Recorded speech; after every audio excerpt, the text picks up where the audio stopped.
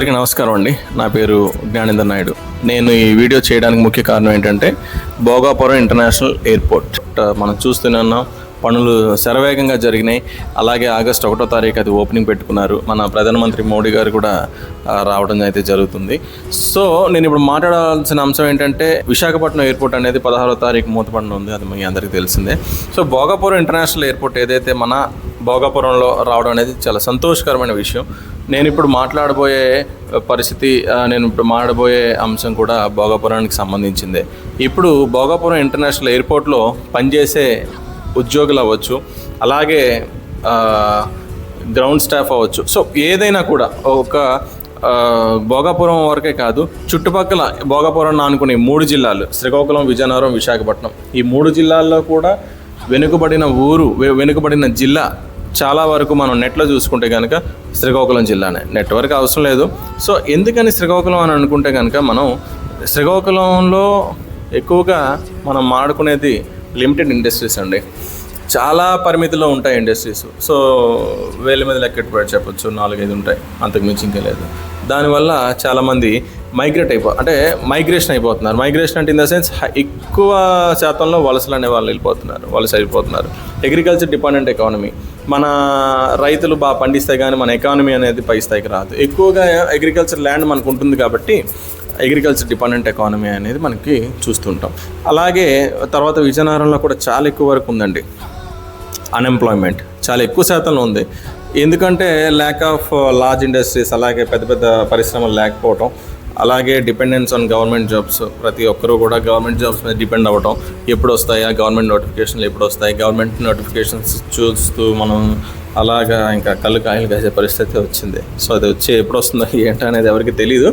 But ఇప్పుడు విశాఖపట్నం వరకు వస్తే ఖచ్చితంగా కొంతవరకు ఏదైతే ఉందో కొంత రికవర్ అయితే అయ్యే పరిస్థితి ఉంది. అది కూడా సో ఐటీ ఫార్మాలో కూడా విశాఖపట్నంలో కొంతవరకు అయితే ఉద్యోగాలు అయితే కల్పించిన పరిస్థితి అయితే కంపెనీస్ కూడా మీకు తెలిసి కొన్ని వస్తూ ఉన్నాయి.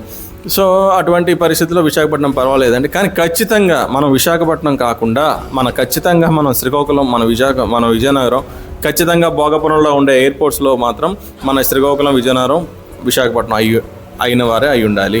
ఎందుకు అంటే సెంట్రల్ మినిస్టర్గా పనిచేసేది మన రామ్మోహన్ నాయుడు గారే.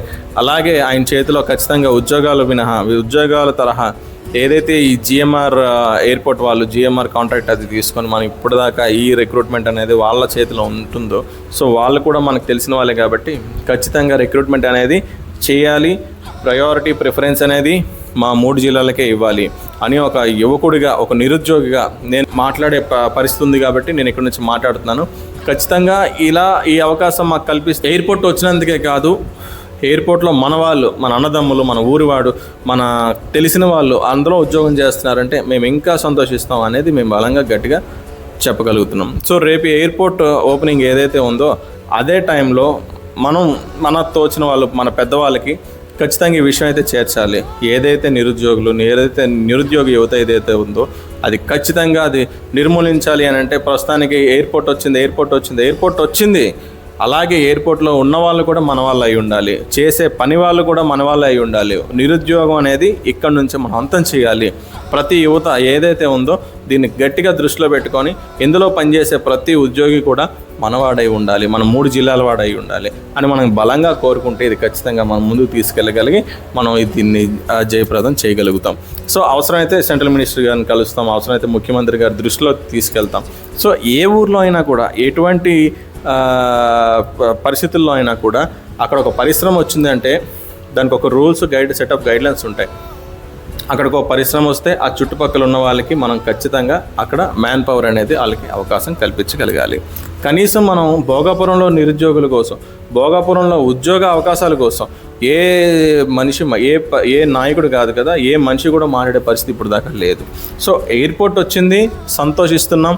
మాకు ఉద్యోగాలు కూడా కావాలి, అందులో మాకు ఇంకా మంచి రెట్టింపు సంతోషం వస్తుందని చెప్పి మనస్ఫూర్తిగా కోరుకుంటున్నాను.